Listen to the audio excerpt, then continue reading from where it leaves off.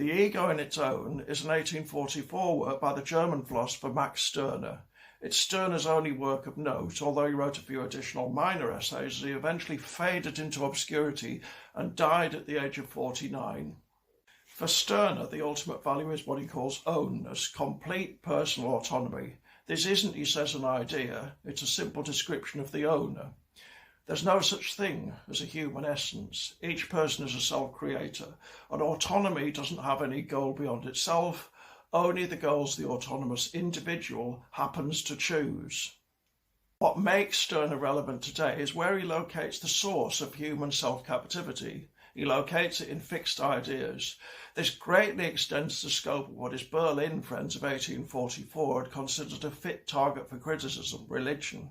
Stirner's much more scathing about moral programs for the liberation of humankind than he ever is about Christianity. Man, conceived of in moral terms, is much more restricting than God ever was.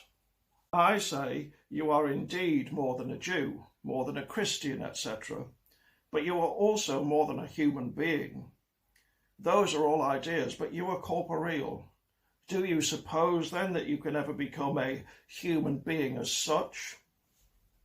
When Karl Marx and Friedrich Engels came to criticize Stirner in their 1846 The German Ideology, they did so by insisting that humans are necessarily socio-historical creatures and that they cannot become abstract egos in the sense Stirner wanted.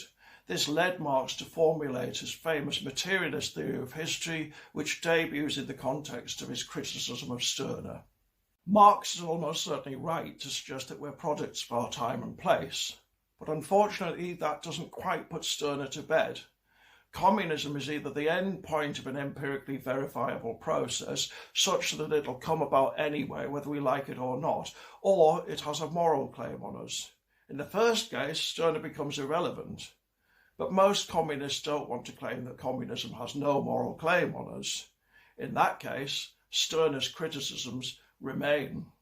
Which is quite apart from Stirner's central allegation that morality is as religious, if not more so, than religion itself. That's quite a claim, and it's difficult to see exactly how to counter it.